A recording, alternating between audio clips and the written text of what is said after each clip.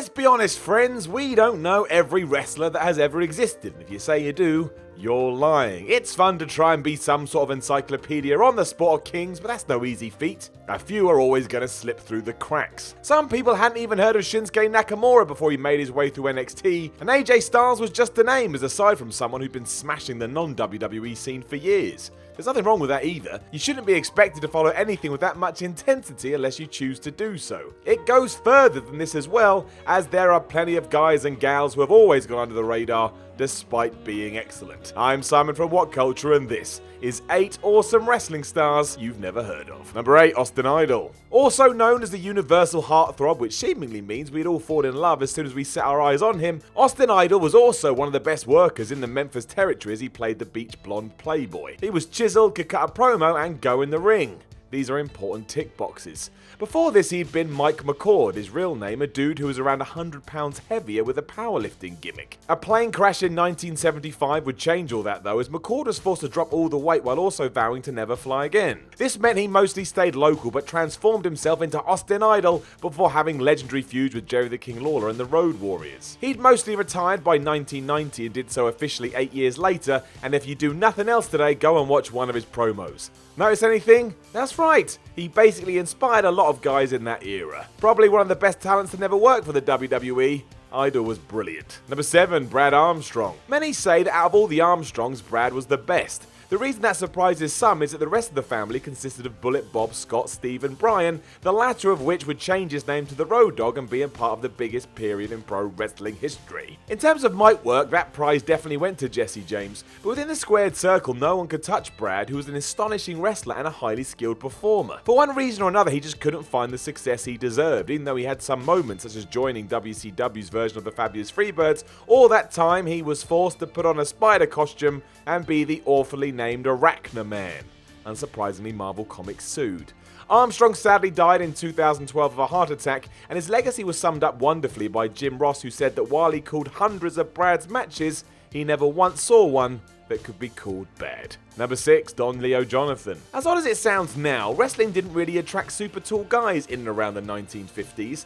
This is why when Don Leo Jonathan walked in at around 6'5", although he was billed at 6'9", because of course, he found work everywhere because of this height. Japan, America, Europe, he was a draw and pretty much took on a who's who of pro wrestling as he made his way around the globe. Even before the invention of cable TV and pay-per-views, Jonathan and somebody known as Andre the Giant was selling out crowds of 16,000 people in 1972. That was impressive no matter how you wanted to spin it. It also helped Don Leo spread his world appeal even wider still. He was also quite the hand in the ring, receiving ultimate praise from Stu Hart, who called him the best big man ever, and even won over the notoriously hard to please Lou Thez. Jonathan retired in 1918 and stuck to that ever since, which is a rarity in wrestling. So we can have another nod for that too. Number 5, Minami Kyoto. Debuting in 1987 at the age of 16, Minami Kyoto is one of the best pro wrestlers ever, who also managed to rack up 14 5-star matches from the Wrestling Observer. Say what you want about that rating system, that's still pretty impressive. Keeping this up until she retired in 2017, Toyota has been called everything from the Shawn Michaels of Joshi Wrestling to someone who has more moves than you can shake a stick at. She could do anything. It's why she was voted the best women's wrestler ever in 2009 by those Wrestling Observer readers and signed off her career by competing in a 50-match marathon. That's nuts, but also a testament to what she could do. Toyota had everything, to be honest, and she will more than likely blow your socks off. Number 4, Mark Rollerball Rocco. One of the most inspirational and influential wrestlers on the modern scene, not enough people talk about Mark Rollerball Rocco. More famous for his work under a mask as Black Tiger in Japan, limiting him to just that role is doing the man a huge disservice. Before he even made it east, word of his hard-hitting style over in the UK as Sammy Lee had travelled in that direction, and by the time he was brought over, he was ready to take his approach to pro wrestling and show hundreds of wrestlers a new way of working. Rocco was a huge reason we see cruiserweights flip around as we do, so without him, who knows where we would be at 2018? Maybe wrestling would be one big pile of crap. This guy deserves all our respect and then some, So why don't you give it to him today and go spread the word of Mark Rollerball Rocco. Number 3, Mariko Yashida. Another contender for one of the greatest wrestlers ever, Mariko Yashida revolutionized women's wrestling and did so for over 3 decades. Starting as a high flyer where she still made an impression, it was when she repackaged herself as a submission specialist where all of a sudden the world stood up and took notice. She invented moves, trained a whole generation of performers, and basically never had a bad match, or if she did, it was soon forgotten as she raised the bar yet again.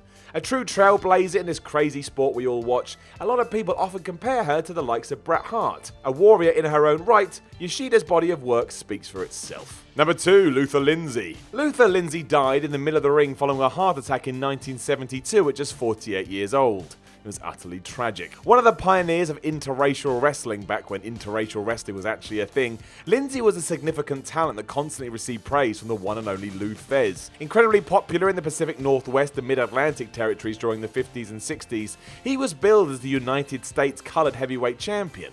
Lindsay would regularly team with the likes of Nick Bockwinkel and feud with legends such as Iron Mike DiBiase, Mad Dog Vachon, and the one and only Pat Patterson. He paved the way over 40 years ago, and his influence on the business should never be forgotten, and again, that's why we're doing this list. Head onto YouTube, see what you can track down, and start to understand why Luther Lindsay helped when it came to the progression and evolution of professional wrestling. Number 1, Johnny Saint. There are plenty of British wrestlers from back of the day who deserve more attention and a brighter spotlight put on them, but maybe the name at the top of that list is Johnny Saint. The best kept secret in Western wrestling, Saint was not only a gentleman but one of the best technical performers that has ever existed.